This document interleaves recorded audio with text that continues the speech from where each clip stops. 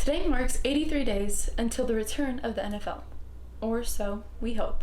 And this past Monday, ESPN SportsCenter held a special where they invited league commissioners to come speak on social issues as well as their attempts in either starting or restarting their seasons. On June 8th, the NFL released a memo to its players and personnel with new COVID-19 protocols. The 4+ page memo had detailed regulations on what teams needed to implement in order for teams to be cleared to begin training camps.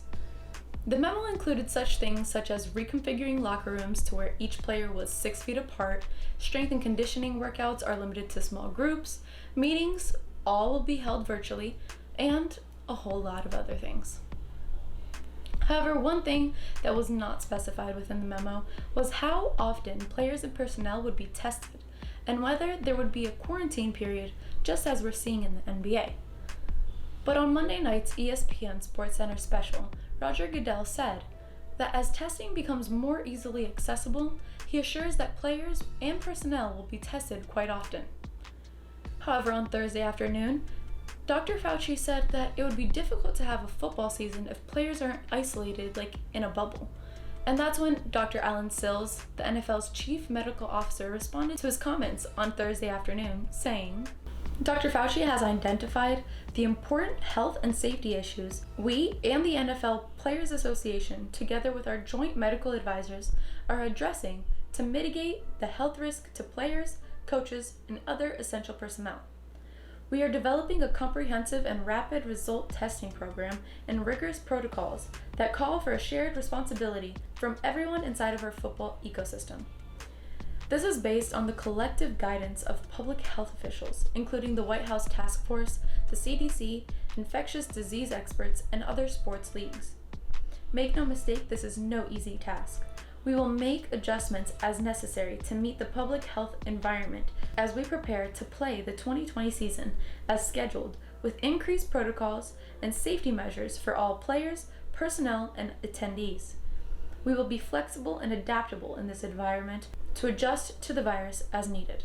However, having one venue holding 32 teams with 150 plus people per team would make this nothing short of an undertaking for the NFL. We will simply have to wait and see how the league executes the season. Will it have several different venues or only one? What will happen with the preseason? How will they conduct the regular season? Or will it be modified, as well as can it be assumed that fans are completely out of the picture now? Baltimore Ravens head coach John Harbaugh, however, had some choice words about the league's protocol, with 105.7 The Fan saying, I've seen the memos on that, and to be quite honest with you, it's impossible what they're asking for us to do. Humanly impossible. Now, questions of a return aren't the only things plaguing the NFL. On June 5th, Roger Goodell released a statement speaking on the happenings of police brutality all across the nation. Goodell admitted that the league was wrong for not listening to NFL players earlier on racial injustice issues. But as Roger Goodell addressed the issue of social injustice, it was impossible for him not to comment on Colin Kaepernick, who was one of the primary people who protested against police brutality and social injustice during Week 4 of the 2016 season by kneeling during the national anthem. To give you a quick recap, in the weeks following, Colin Kaepernick opted out of his contract. Then in 2018, the NFL bans kneeling during the national anthem. In March of 2019, he sues the NFL and wins his lawsuit. Fast forward to November 2019, Cap was given a chance of a workout for the NFL teams, but was unhappy with the outcome and how it was handled. Fast forward to today, and the conversation remains. Colin Kaepernick deserves a spot in the NFL. Question is if, when, and who will sign him.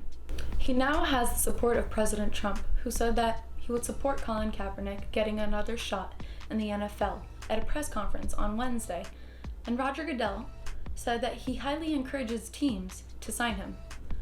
Later on Wednesday, Chargers head coach Anthony Lynn said that Colin fits the style of quarterback for the system that they're going to be running, and has put Kaepernick on the Chargers' emergency workout list. Goodell also says that he welcomes Colin to help with complex and difficult issues. But as much as President Trump says he supports Colin being signed by an NFL team, he also tweeted at the NFL commissioner questioning that if his comments are an intimation that it would be okay for players to kneel or not stand for the national anthem. When he was asked about President Trump's tweets on Monday night's ESPN SportsCenter special, Goodell chose not to comment. However, that has not kept other players from speaking up, two of which had interesting encounters with their fans on social media. But the first being JJ Watt, when a fan tweeted at JJ Watt saying, "Pretty sure I won't see him taking a knee," to where JJ Watt responded, A, don't speak for me, and B, if you still think this is about disrespecting the flag or military, you clearly have not been listening. Another player who had a fan interaction was Cleveland Browns quarterback Baker Mayfield, where a fan commented under his picture saying, "Please tell Browns fans you're not going to be kneeling this season," to where Baker said, "Pull your head out, I absolutely am." Mayfield then goes on to post a statement to his Instagram story saying, "Everybody so upset about my comment doesn't understand the reason behind kneeling in the first place. Nate and Cap came to an agreement that kneeling was the most respectful way to support our military while also standing up for equality. I have the utmost respect for our military, cops, and people that serve our country. It's about equality and everybody being treated the same because we are all human. It's been ignored for too long, and that is my fault as well for not becoming more educated and staying silent. If I lose fans, that's okay. I've always spoken my mind, and that's from the heart." Now, as to whether they kneel or not, we will all have to wait and see, just as we will wait and hope to see the sports we all love grace our screens once again.